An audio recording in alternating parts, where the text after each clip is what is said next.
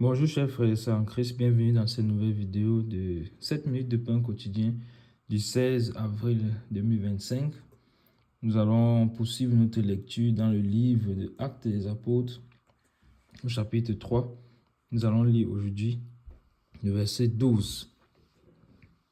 Et donc pour essayer de faire un petit récapitulatif, nous avions vu dans les vidéos précédentes que ce boiteux qui était placé à la porte du temple appelé la Belle, a reçu sa guérison complète, totale et instantanée de la part du Seigneur au travers de la bouche des apôtres Pierre et Jean.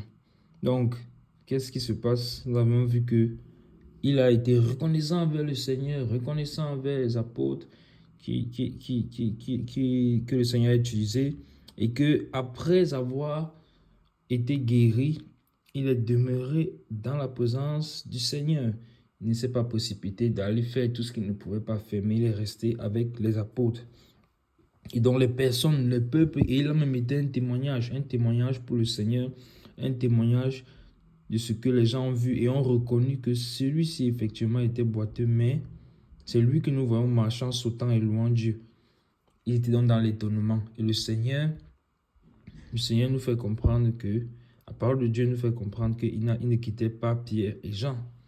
Donc, aujourd'hui, nous allons continuer à partir du verset 12.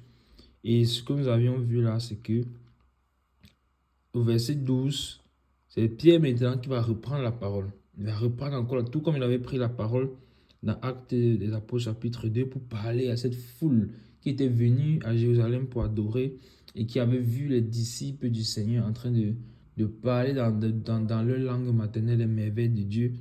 Et il avait pris la parole pour leur expliquer que c'était l'effusion du Saint-Esprit promis par le Seigneur pour le jour de la Pentecôte. Donc, aujourd'hui, ou bien à partir de ce verset 12, nous voyons encore Pierre qui reprend à nouveau la parole. Vous voyez, c'est vraiment lui qui a reçu les clés du royaume pour déceler, pour ouvrir l'église, pour déceler les choses compliquées. Dès le départ, là, il a reçu vraiment du Seigneur cette autorité-là. Et donc, le voilà, donc c'est pas un hasard si c'est encore lui qui se retrouve ici, en train de prendre la parole pour parler à qui? Pour parler au peuple, à nouveau. Pour parler au peuple. Donc, ceux qui n'avaient pas pu écouter là la première fois, maintenant ils vont encore écouter encore ici là. Ils vont maintenant avoir l'occasion d'écouter.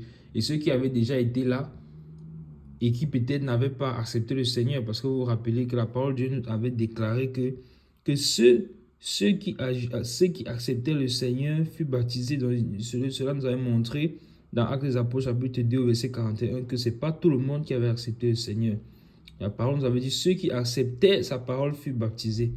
Et en ce jour-là, le nombre des disciples augmenta d'environ 3000 âmes. Donc, ça veut dire que tout le monde n'avait pas accepté.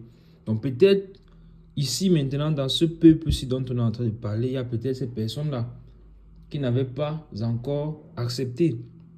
Et vous voyez donc comment Dieu est miséricordieux.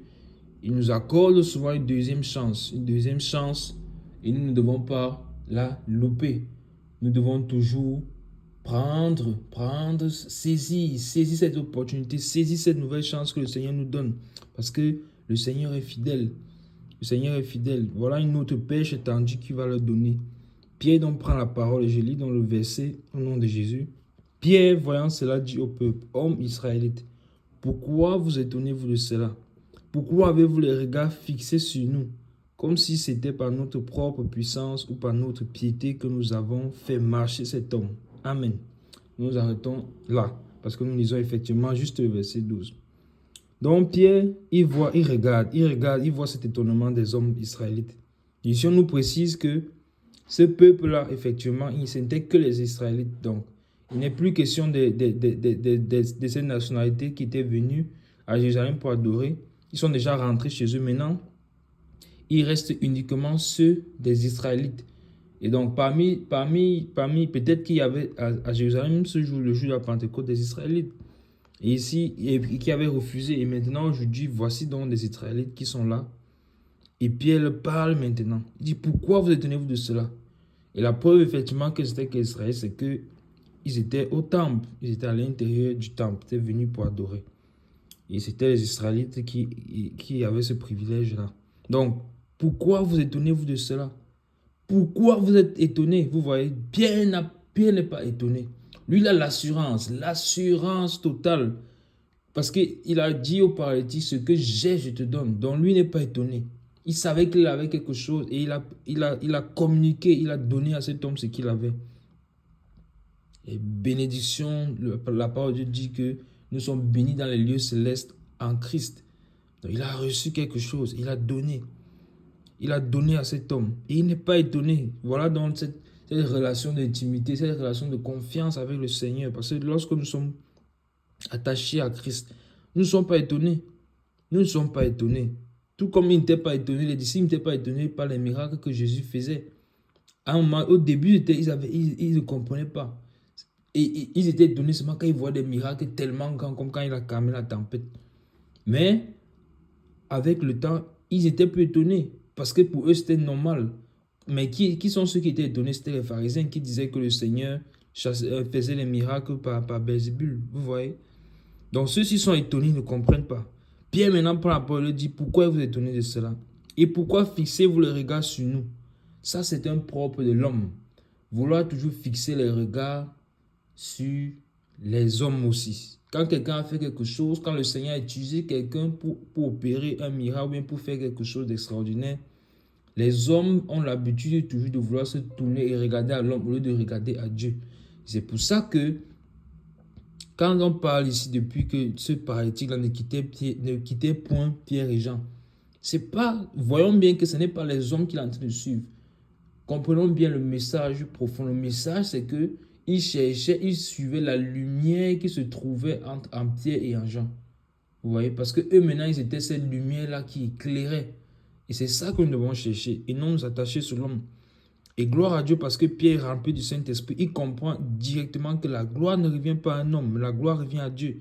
Donc quand il dit, pourquoi avez-vous les regards fixés sur nous? Les regards doivent être fixés sur le Seigneur.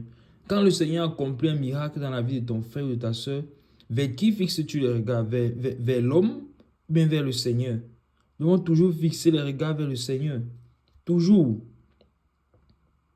Et la parole de Dieu poursuit en disant, comme si ce n'était pas notre propre puissance ou par notre piété que nous avons fait marcher cet homme.